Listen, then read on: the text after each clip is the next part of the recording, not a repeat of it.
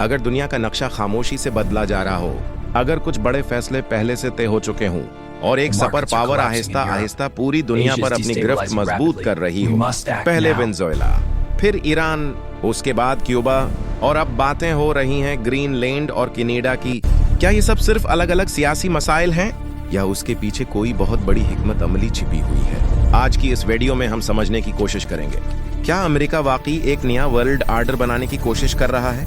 0T5 Do The Pattern।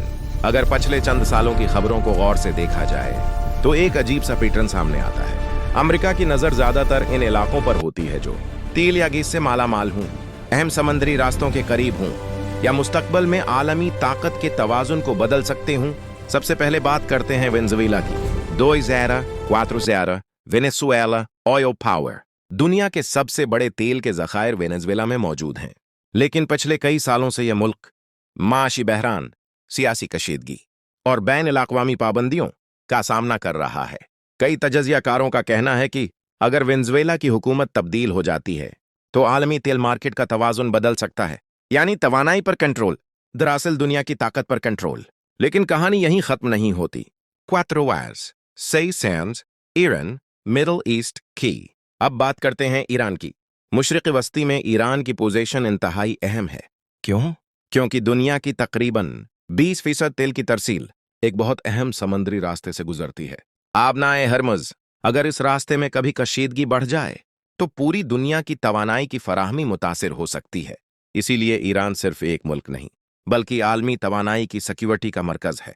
6 and Cuba, अमेरिका's backyard. अब बात करते हैं क्यूबा की। क्यूबा अमेरिका से सिर्फ 150 किलोमीटर के फासले पर वाक़ है। तारीख में भी क्यूबा कई बार सुपर पावर्स के टकराव का मरकज रहा है। यही वो जगह है जहां 1962 में दुनिया तकरीबन एटमी जंग के करीब पहुंच गई थी।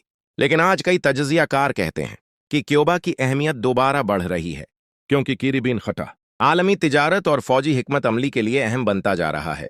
8 टाउ डेंडा, ग्रीनलैंड, द आर्कटिक प्राइज। अब आते हैं सबसे दिलचस्प जगह पर, ग्रीनलैंड। दुनिया का सबसे बड़ा जजीरा, लेकिन आबादी बहुत कम। फिर भी बड़ी ताकतों की नजर उस पर क्यों है? उसकी 3 बड़ी वजूहात हैं। 1 Arctic shipping routes, 2 rare earth minerals, 3 फौजी रीडार और दिफाई पोजिशनिंग।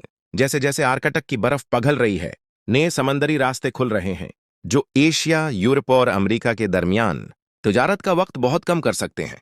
यानी ग्रीनलैंड मुस्तकबल की जोग्राफियाई सियासत की एक अहम कंजी बन सकता है। दैईज, दोजी, कनाडा, स्ट्रेटेजिक डेप्थ। अब कुछ तजज़ियाकार एक और दिलचस्प निकता पेश करते हैं। कनाडा दुनिया के सबसे बड़े ममालिक में से एक है और उसके पास वसीअ कुदरती वसाइल, आर्कटिक तक रसाई और इंतहाई अहम जोग्राफियाई महल्ली वकू मौजूद है।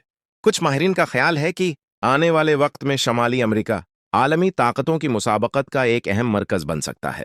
2C is this a new world order?